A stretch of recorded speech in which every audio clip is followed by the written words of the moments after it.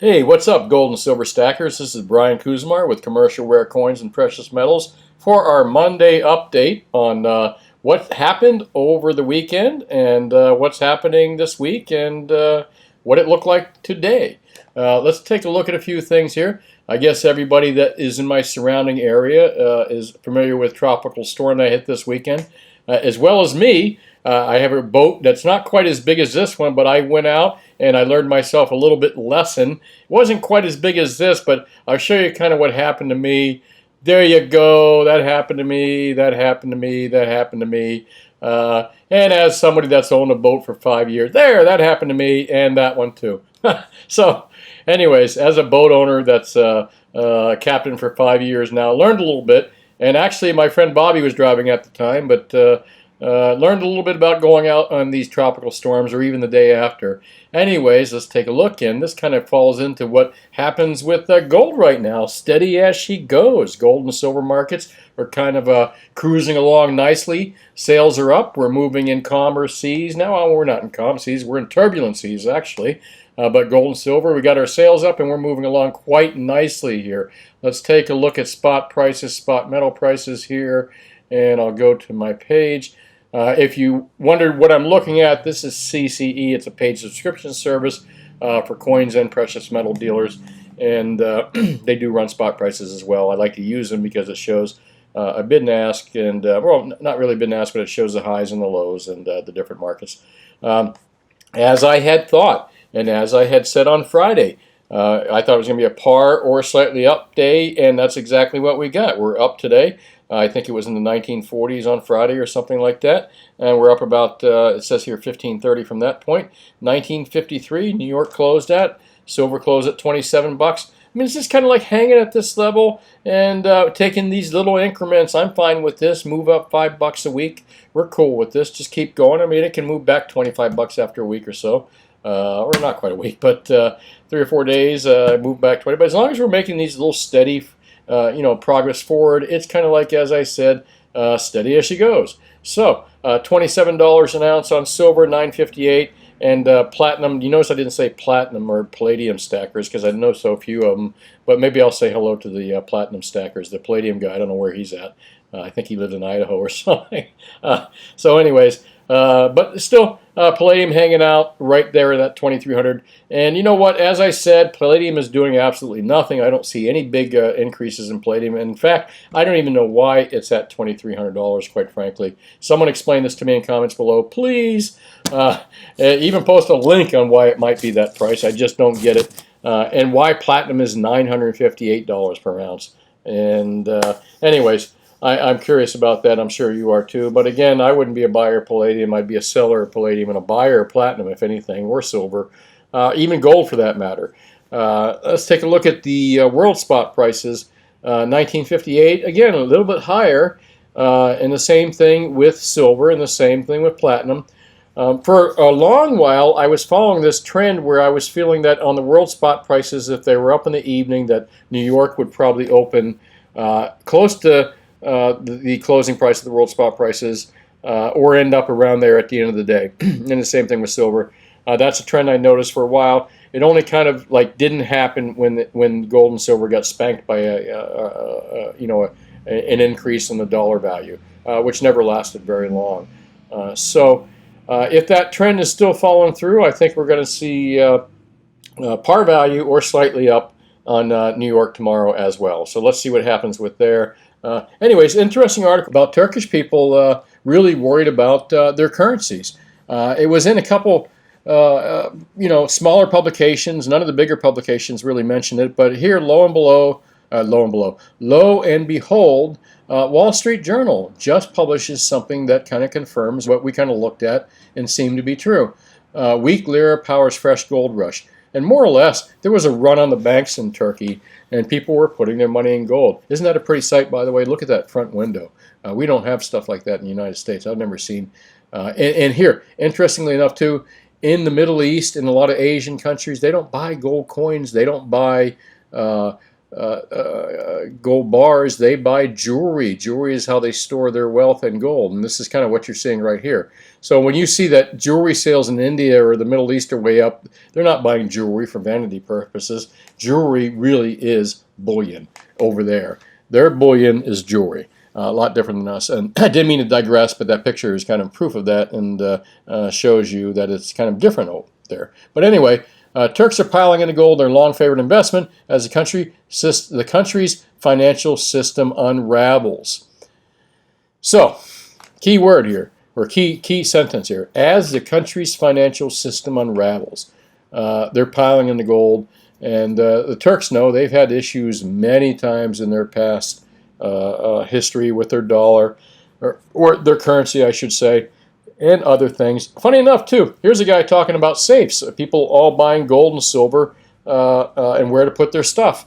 I was just talking about that. We did a video last week, and if you look in our videos for commercial rare coins under on our channel, you'll see we did a video about safes. But Wall Street Journal also talks about safes, and some guy that's sold out of all his safes in Turkey. So I kind of find that interesting. He says that people are putting half their gold in their home, in their safes, and the other half of people are putting their gold in safe deposit boxes in banks.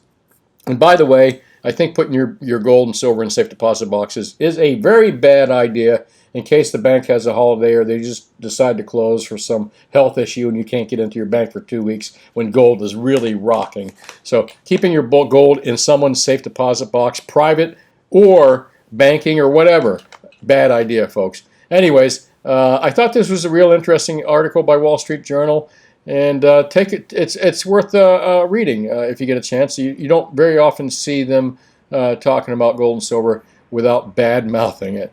So kudos to Marcelo for bringing up the fact that the Turks a month ago, I think, were really piling into gold and getting out of the dollar because of financial issues. Same thing we've seen in the United States here with the really smart people. They've been out for a while. Everybody else is still climbing in slowly, or adding to the reserves, I should say, as well. Speaking of Turkey, if you're watching this if you're watching this video, this is an ad right now. If you're watching this video, here's a little ad. If you come in, I have these Nadir 10-ounce bars, and I still have availability to them, so even if I sell out real quickly, I think I can still get them. I can give you a great price, and I will sell these 10-ounce bars cheaper than you can find them from any good known reseller online. Bring me the best price. I will beat it. I will actually beat it. So I got a great price on these 10-ounce Nadir bars. They're 4449s, actually, serial number. They come with a little certificate on the back, and they're from Turkey, and they're LMBA rated. Wonderful bars. Again, got a great deal on them. If you say that you saw me in my video and you come in, you saw me on YouTube and you come in, and it's within the reasonable amount of time of this video, and they're still available, I will do these at 50 cents per ounce over my replacement cost, which is really good. And I don't care if you just buy 10 of them or you buy one. I'll do them at 50 cents.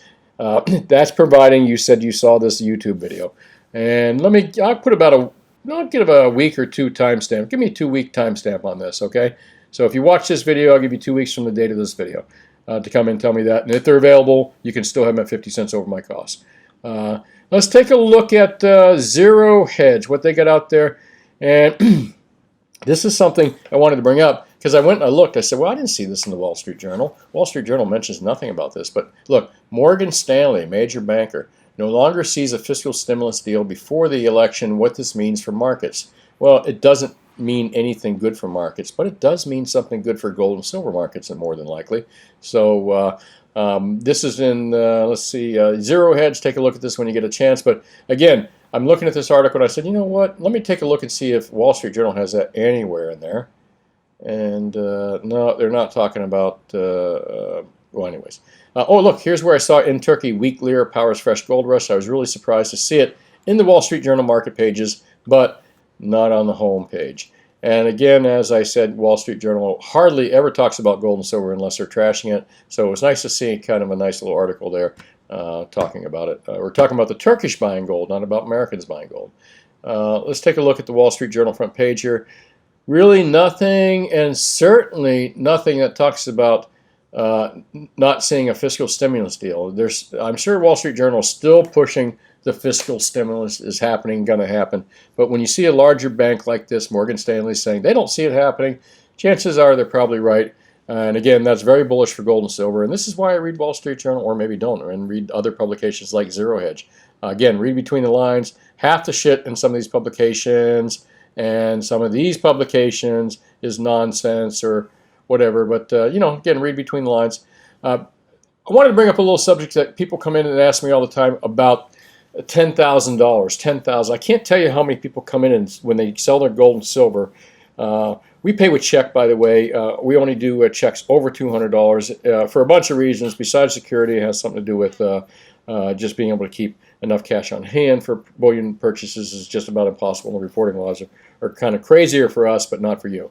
Anyway, we have people coming in and say, well, I only want to sell a part of my gold or silver, a couple pieces, because, I don't want to be over the $10,000 level. And I'm thinking like, well, that is such a misconception of the old 8300. It's called the 8300 form, report of cash payments over 10,000, which was started way back in the drug dealing days when they thought that everybody and their mother and their brother that had cash, and especially if you had more than 10 grand cash, you had to be a drug dealer.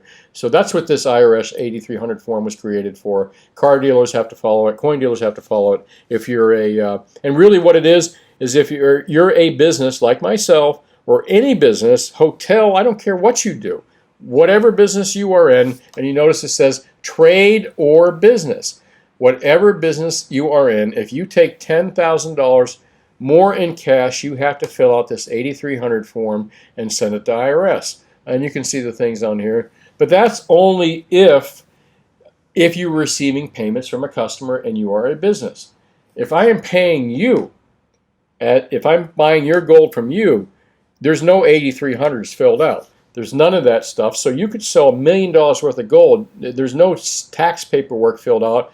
And I'm not trying to say, we're trying to avoid any kind of tax paperwork. What I'm saying here is that that $10,000 line is bullshit. There's nothing you have to worry about. You could sell all your bullion and take a check for $1 million.